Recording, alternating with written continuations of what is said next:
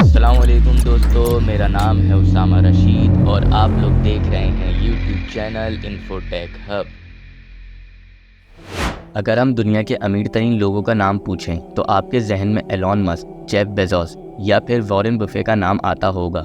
لیکن کیا آپ کو پتا ہے کہ آج کے دور کے بلینئر سے زیادہ امیر شخص 700 سال پہلے افریقہ میں رہتا تھا؟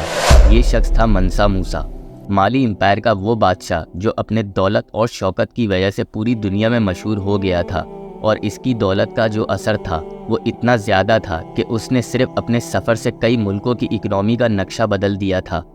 منسا موسیٰ کا اصل نام موسیٰ ابن ابی بکر تھا اور وہ 1280 کے قریب مالی امپائر میں پیدا ہوا۔ مالی کا مطلب تھا غنیمتوں کا ملک، اور یہ واقعی اپنے وقت کا سب سے بڑا اور امیر امپائر تھا۔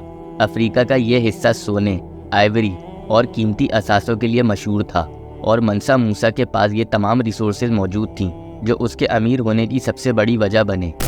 موسیٰ کے باپ نے اپنے مرنے سے پہلے ایک خاص قسم کی تدبیر کی تھی، وہ یہ تھی کہ اس نے اپنے بیٹے موسیٰ کو اپنا وارث بنایا، لیکن ایک شرط کے ساتھ کہ وہ کچھ وقتوں کے لیے ملک سے باہر چلا جائے اور کچھ وقت اپنی سلطنت کو سمجھنے اور سیکھنے میں لگائے۔ موسیٰ نے اپنے باپ کی یہ شرط مان لی، اور جب وہ واپسی آیا تو وہ اس قابل ہو گیا تھا کہ وہ اپنے ملک کو طریقے سے چلائے تاکہ وہ دنیا بھر میں مثال قائم کر سکے۔ اس طرح موسیٰ مالی امپائر کا بے تاج بادشاہ بنا۔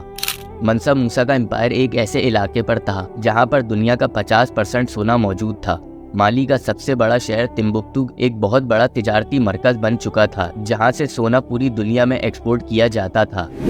1334 میں منسا موسیٰ نے اپنے مشہور حج کا سفر شروع کیا۔ یہاں پر آپ سوچ رہے ہوں گے کہ ایک بادشاہ کا حج پہ جانا، اس میں کیا خاص بات ہے؟ لیکن یہ سفر بالکل عام سفر نہیں تھا۔ کہتے ہیں کہ جب منسا موسیٰ مصر کے شہر کائرو یعنی آج کے ایجپٹ پہنچا تو اس کے پاس اتنا سونا تھا کہ اس نے وہاں کی اکنامی ہلا دی تھی۔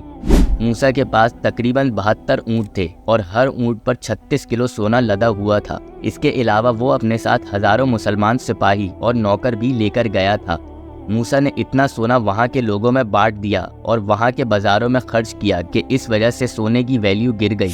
مصر میں سونے کی ویلیو 10 سالوں تک لو رہی۔ آپ اس کو آج کے دور میں اس طرح سمجھ لیں کہ ایسا کوئی شخص ہو جو امریکہ جائے اور اتنا پیسہ اور دولت بانٹے کہ وہاں کے ڈالر کی ویلیو ہی گر جائے۔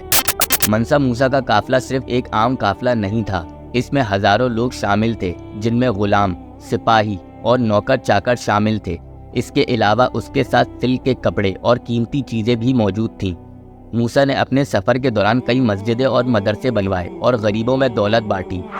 جب وہ مکہ پہنچا تو وہاں کے لوگ بھی اس کی دولت سے حیران رہ گئے تھے۔ اس سفر کے دوران اس نے مسجدیں بنوائی اور علمی ادارے بھی قائم کیے جو افریقہ اور اسلامک دنیا میں علم اور تحقیقات کا مرکز بن گئے تھے۔ منسا موسیٰ نے صرف اپنی دولت کو جمع کرنے تک محدود نہیں رکھا، بلکہ اس نے اپنے ملک کی علمی ماحول کو بھی بڑھاوا دیا۔ تمبکتو میں اس نے سنکور یونیورسٹی بنوائی جو اپنے وقت کی سب سے مشہور یونیورسٹی میں سے ایک تھی۔ یہاں پر افریقہ کے علاوہ یورپ اور ایشیا سے لوگ تعلیم حاصل کرنے آیا کرتے تھے۔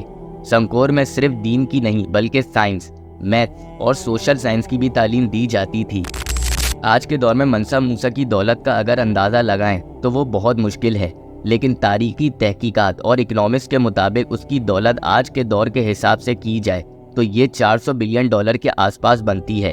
یہ اتنا پیسہ ہے کہ اگر دنیا کے امیر ترین شخص ایلون مسک اور برنارڈ آرنولڈ دونوں کی اگر نیٹ ورتھ ملائی جائے تو تب بھی وہ 400 بلین ڈالر نہیں بنتی۔ اگر آپ لوگوں کو ہماری یہ ویڈیو پسند آئی ہو تو لازمی ہمارے چینل کو سبسکرائب کر دیں۔ ابھی کے لیے ہمیں دیں اجازت، اپنا بہت سارا خیال رکھیے گا۔ اللہ حافظ۔